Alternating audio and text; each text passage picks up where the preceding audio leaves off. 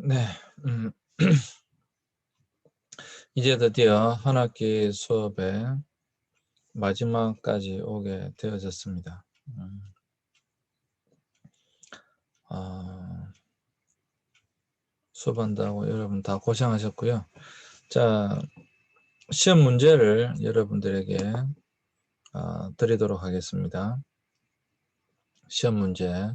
사실 시험 문제, 여러분이 온라인으로 수업을 했기 때문에 시험 문제를 사실 많이 드릴 수는 없습니다. 원래는 중간고사, 기말고사 다 시험 문제가 꽤 많은데요. 어, 시험 문제 짧게 내겠습니다. 시험 문제는 세 문제만 내도록 하겠습니다. 자, 1번 문제.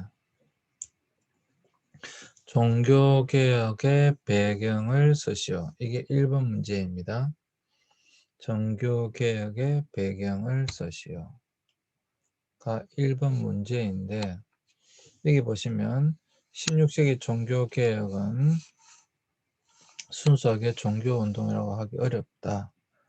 그것은 사회, 정치적, 문화적 변화와 함께 일어난 운동이다. 그 배경에는 6가지 영향력이 있다. 자, 첫 번째, 르네상스 인문주의 운동입니다. 종교개혁의 첫 번째 배경은 르네상스 인문주의 운동입니다. 자, 이것이 어떻게 영향을 끼쳤느냐 하면, 자, 읽어보시고요. 답을 더 적으셔야 되는데, 르네상스 운동이 어떻게 종교개혁에 영향을 끼쳤느냐. 종교개혁자들은 성경과 교부로 돌아가서 그것을 연구했고, 교회의 부패와 사치보다 신학적 부패를 더 비판했다라고 하는 것입니다. 그래서 다시 성경으로 돌아가자 라는 것이죠. 다시 성경으로 돌아가자. 성경으로 돌아가자. 이것이 사실 핵심입니다. 르네상스 운동은 뭐예요? 다시 고전으로 돌아가자는 것이었잖아요. 이와 마찬가지로 종교개혁 운동은 다시 성경으로 돌아가자.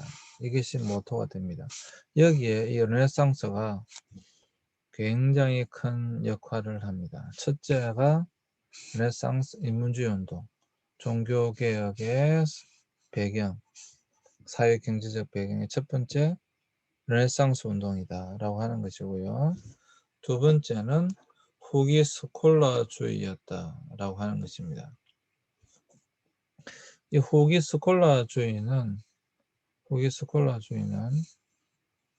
보시는 것처럼 유명론이라고 하는데, 어쨌거나 후기 스콜라주의는 하나님의 절대 주권을 강조했습니다. 그래서 교회의 성직 구조와 성내에 입각한 구원론을 공격했습니다.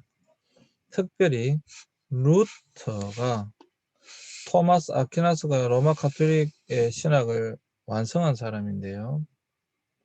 이것을 버리고 오캄이라는 신학자가 주장한 새 길을 따르게 됐습니다. 그래서 여기에 루터는 굉장히 큰 영향을 받게 되었던 것이죠. 그러니까 토마스 아퀴나스가 완성했던 그러한 로마 가톨릭 교회의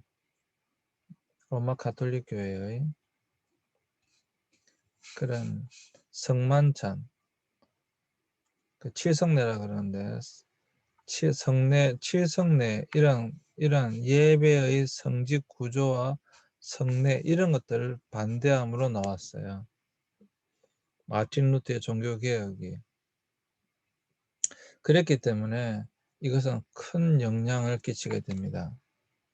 특별히 루터가 신학적으로 후기 스콜라주의에 영향을 받아서 종교개혁을 일으키게 됩니다. 지금 제가 답을 가르쳐 주는 겁니다. 시험 문제와. 그 다음에 세 번째는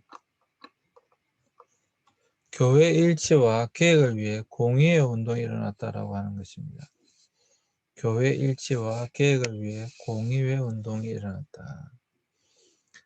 십자군 전쟁 이후 교황권은 약화되고 왕권이 강화되어졌는데, 이때 교황이 두 군데로 나뉘어지게 되고, 교황의 숫자도 때로는 2명or 3명이 되기도 하고, 이런 식으로 나타났다 이 말입니다.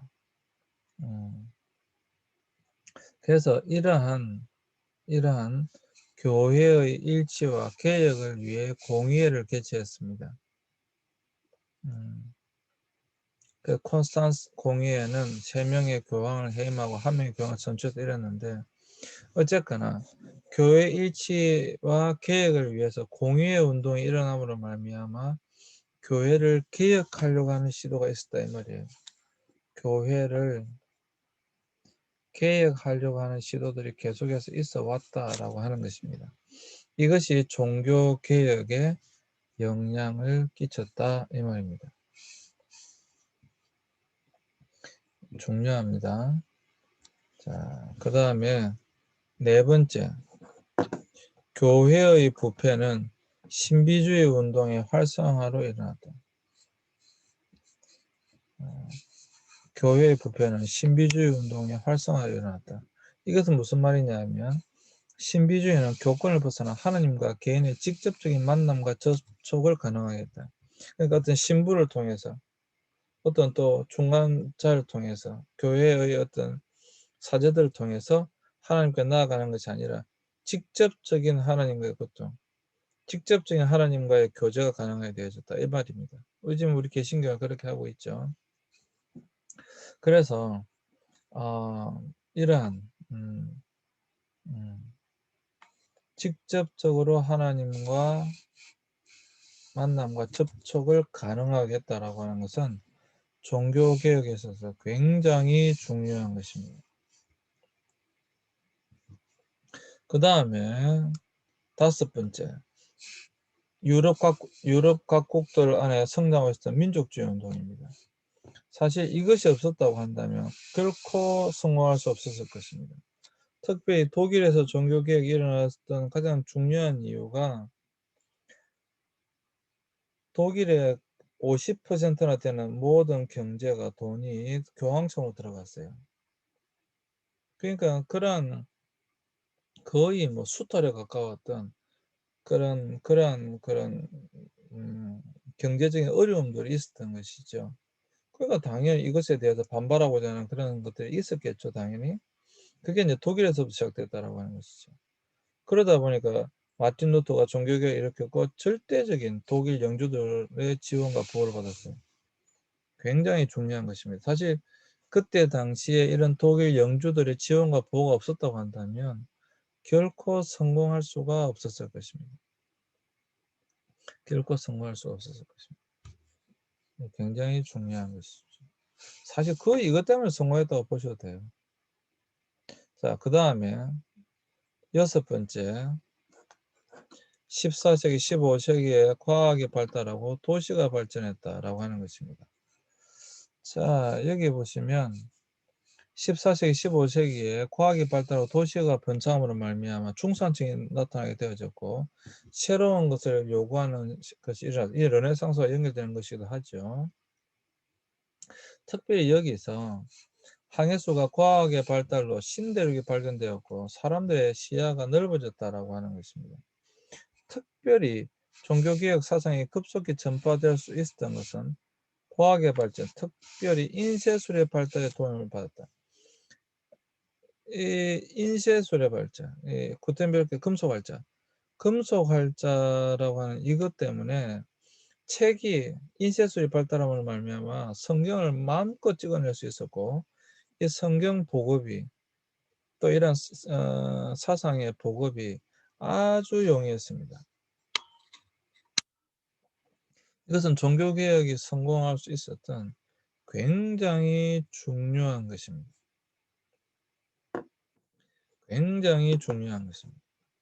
자, 이 여섯 가지 여러분 잘 기억하시기 바랍니다. 이것이 1번 문제입니다. 1번 문제. 종교개혁의 배경을 쓰시오. 이 6가지를 여러분들이 적으시면 되겠습니다. 자, 이것이 1번 문제고요. 그 다음에 2번 문제. 2번 문제는 종교개혁의 3대 표지를 쓰시오입니다. 제 책에는 5가지가 나와 있는데 여기서 종교개혁의 5대 원리라고 되어 있는데 종교개혁의 3대 원리만 여러분들 적으시면 되겠습니다.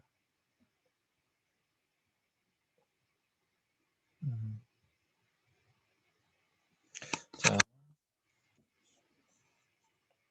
종교개혁의 3대 원리.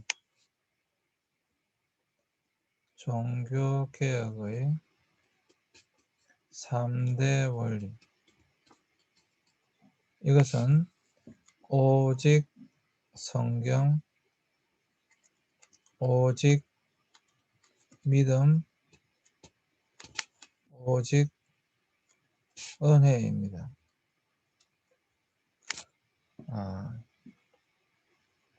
이 오직 성경이라고 하는 것은 로마 가톨릭 교회의 교황의 권위에 도전하는 것입니다. 그러니까 교황이 모든 권위의 최종 그이었어요. 그렇지만 개신교에서는 성경이 모든 것의 최종 권위입니다. 이 오직 믿음이라고 하는 것은 면죄부를 통한 구원이 아니라, 행위적 구원이 아니라 오직 믿음으로 받는 구원에 대해서 이야기를 하고 있는 것입니다. 그것은 또 전적인 하나님의 은혜인 것이지 어떤 우리의 행위나 어떤 다른 교회의 조직이나 그런 것을 통해서 구원받는 것이 아니다라고 하는 것입니다. 그래서 오직 성경, 오직 믿음, 오직 은혜라고 하는 이 종교개혁의 3대 원리. 이게 굉장히 중요한 것입니다. 이것은 지금도 여전히 우리 개신교의 3대 표지예요. 예.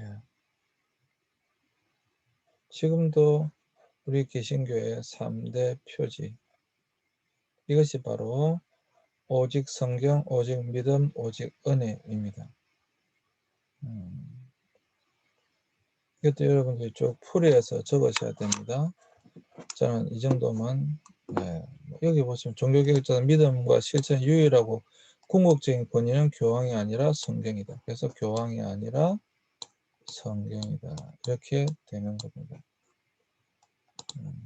이렇게 적으셔야 된다 이 말입니다. 이렇게 풀이해서 적으셔야 돼요. 종교개혁의 5대 원리라고 되어 있지만 3대 원리, 오직 성경, 오직 믿음, 오직 은혜만 적으시면 되겠습니다. 그리고 오직 성경이라고 하는 것이고요. 오직 그리스도라고 하는 것이고요. 그 다음에 오직 은혜. 그래서 중세교회는 성례전을 통해 은총이 전달되며 인간은 변질된 기도 자유도 공로, 이거 다 행위라고 하는 것이거든요. 공로, 행위가 아니라 오직 은혜에 의해서 구원을 받는다.